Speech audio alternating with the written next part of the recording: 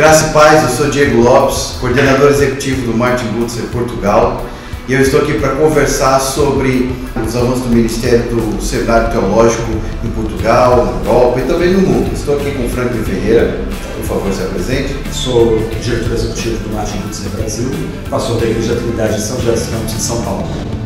Também tenho aqui Tiago Oliveira, por favor, se apresente, amigo.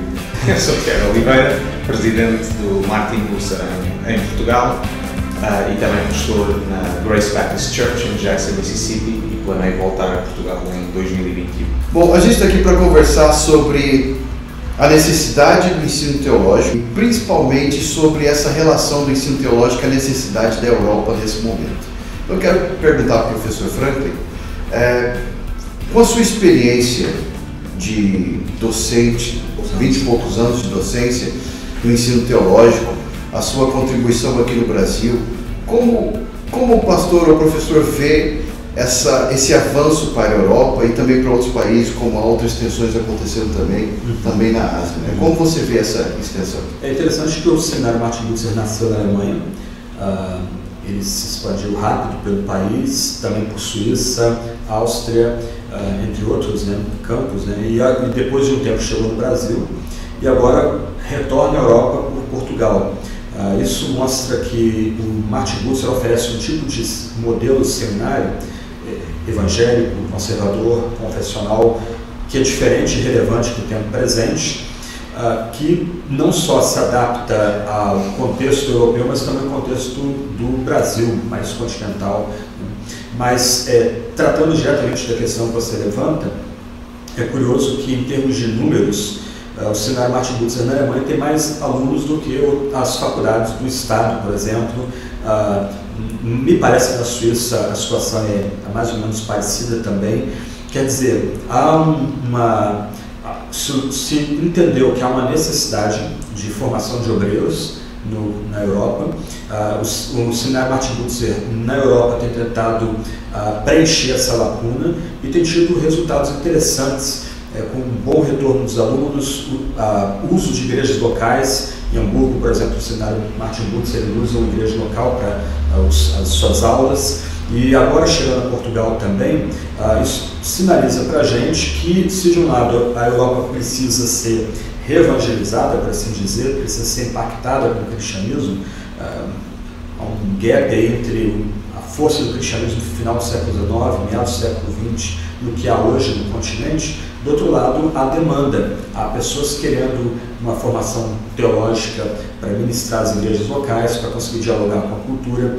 Então, de um lado, nós temos um modelo de educação teológica sendo oferecido pelo Martin Luther, do outro lado, há uma demanda, há uma expectativa por parte de pessoas aí em vários cantos da Europa para receber uma formação ministerial que seja mais consistente e também bíblica e confessional. Bom, agora, Tiago Oliveira, você é português, lisboeta, pastor com experiência em Portugal, que tem um chamado para a educação teológica também. Eu queria que você falasse um pouco sobre o contexto da Igreja Evangélica em Portugal, antes de você falar um pouco sobre essa ligação com Martin Luther como presidente. Mas explica para quem está ouvindo, para quem está vendo o vídeo, qual é o contexto da Igreja Evangélica em Portugal hoje? É um país periférico na Europa, cujo relacionamento com a reforma é indireto. Nós não recebemos os resultados da reforma de uma forma imediata, recebemos quase de forma indireta e muito posterior. Somos um país de tradição católica, cerca de 10 milhões de habitantes, em que apenas 0,5% mais ou menos é que reclamam ser evangélicos. E portanto é uma realidade em que o protestantismo ainda é considerado algo estrangeiro, e se falarmos sobre ainda mais evangélicos é algo que é considerado estranho, ainda um corpo estranho dentro do país. Sim, então a cultura portuguesa em geral vê a Igreja Evangélica como algo do estrangeiro, não como algo local. Especialmente, eu diria que na mente popular o evangelicalismo está muito associado ao Brasil, via especialmente igrejas como a Iurde ou Maná, etc.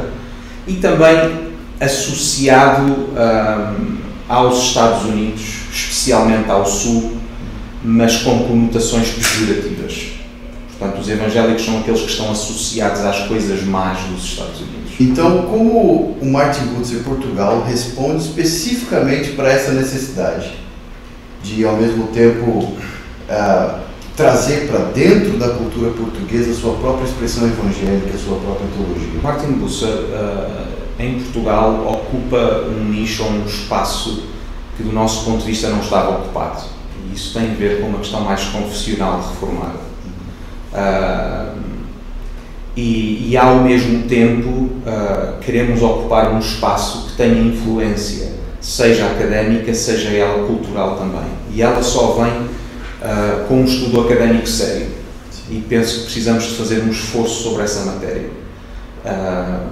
O evangelicalismo e o nosso contexto tende a ser muitas vezes lateral nas franjas da sociedade,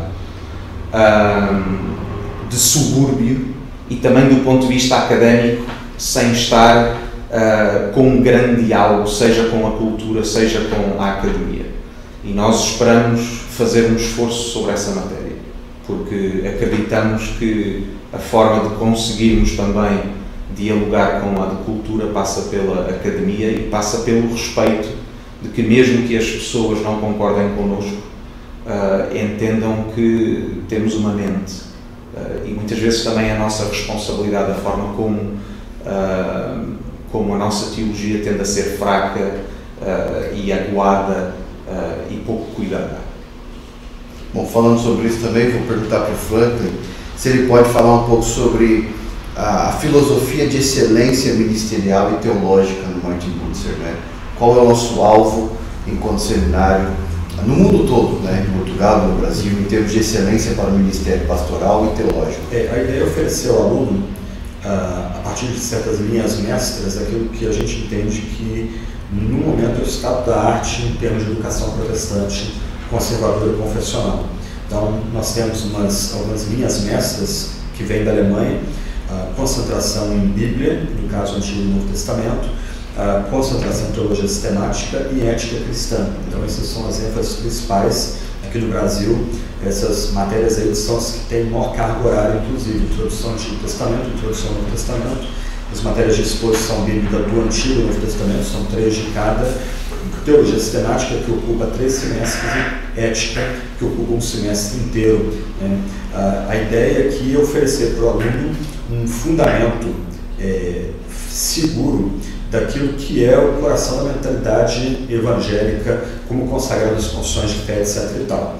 Então, se de um lado a gente também tenta oferecer o que é de melhor na erudição evangélica para os alunos, em cima dessas linhas mestras aí que eu mencionei, do outro lado a gente também tenta requerer dos alunos um aproveitamento correspondente ao que é oferecido. Então, se exige avaliações periódicas, resenhas, provas, há uma monografia de conclusão do curso, para que o aluno responda também ao conteúdo, ele interaja com o conteúdo criativamente, criticamente, piedosamente. Então, em termos assim de excelência, esse é o que a gente tem tentado perseguir: oferecer o melhor ao aluno nessas áreas mestras do ensino teológico, mas também requerer do aluno uma resposta que tem sido dada em sala de aula. Há outras áreas que a gente precisa trabalhar. A área da prática pastoral, uma área que a gente tem tentado enfatizar para os alunos. Nós temos gravado videoaulas para ajudar os alunos nessa área também. Estamos pensando em montar um curso menor de 1 ano, focado na área pastoral, bem prático, para ajudar aquele que se formou no seminário a lidar com as tensões e crises e dificuldades e desafios do ministério pastoral local, né?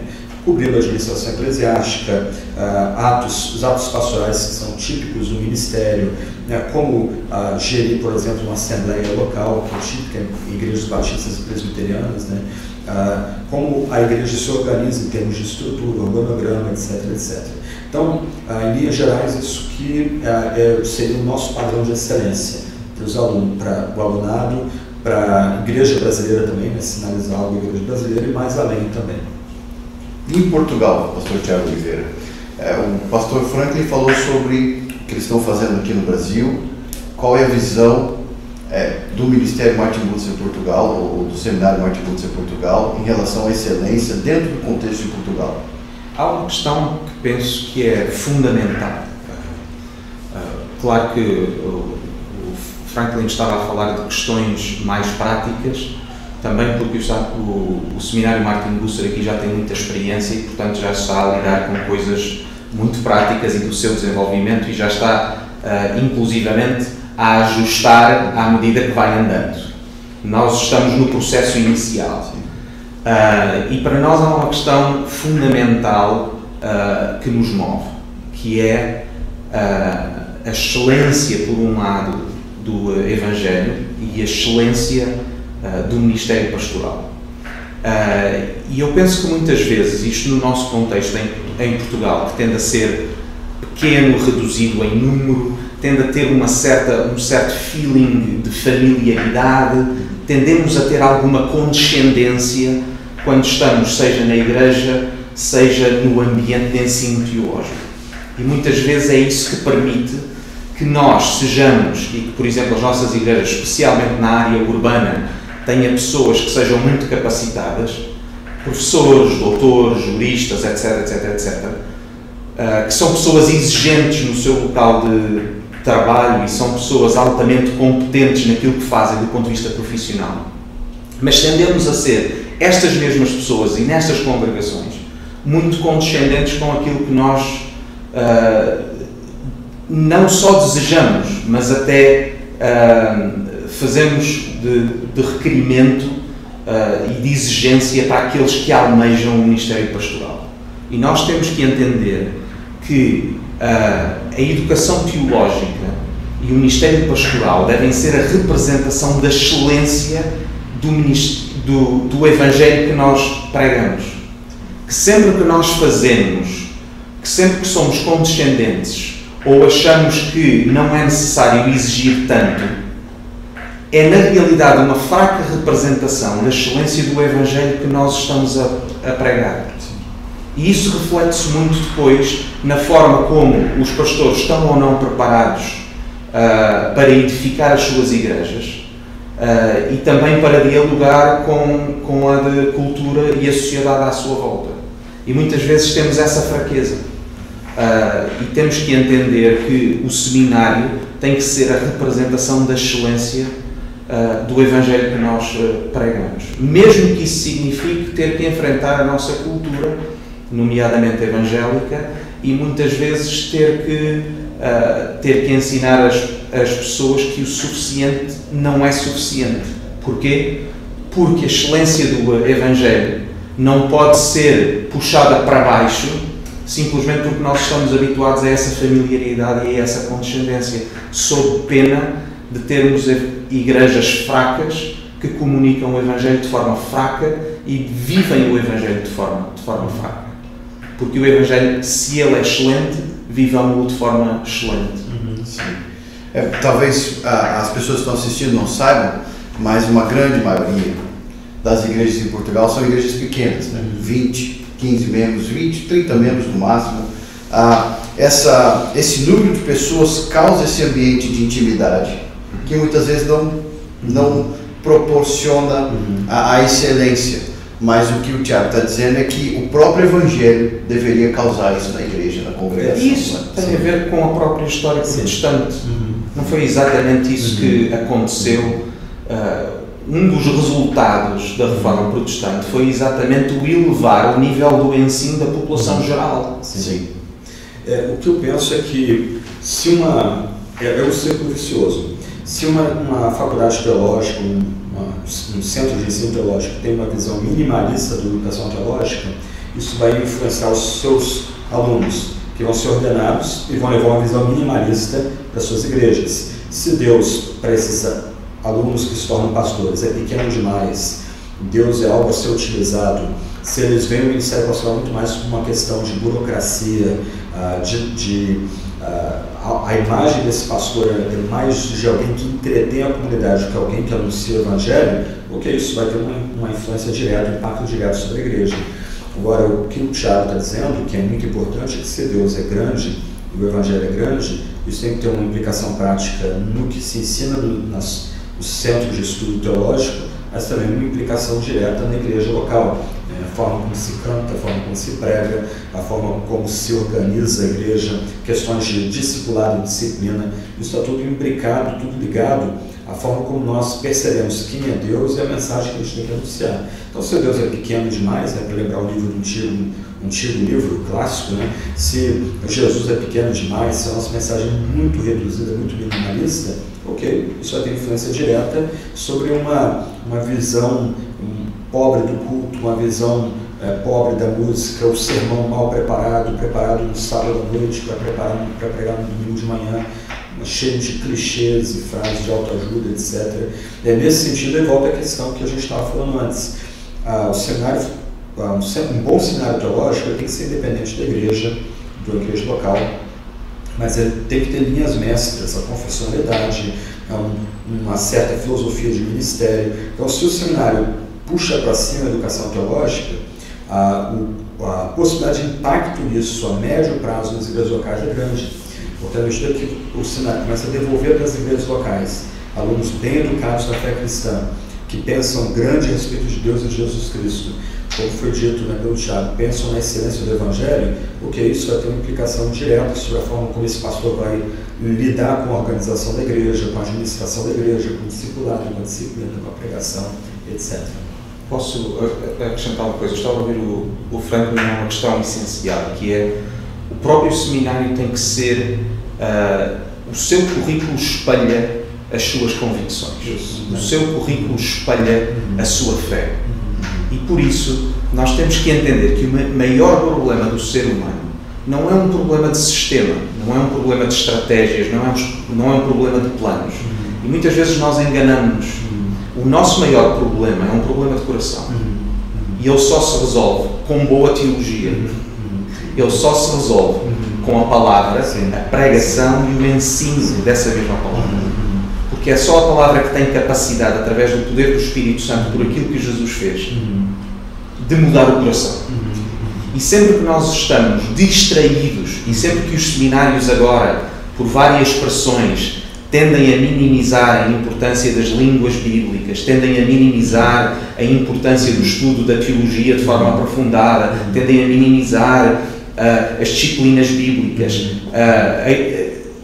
para se adequar e fazer coisas teoricamente mais práticas, que poderão ajudar o pastor na sua prática ministerial. Aquilo que nós estamos a dizer é que estamos a mudar o foco para questões sistemáticas, de sistema e de estratégias e de planos, esquecendo que o nosso problema não é um problema de marketing, nem é um problema de publicidade, é um problema de coração.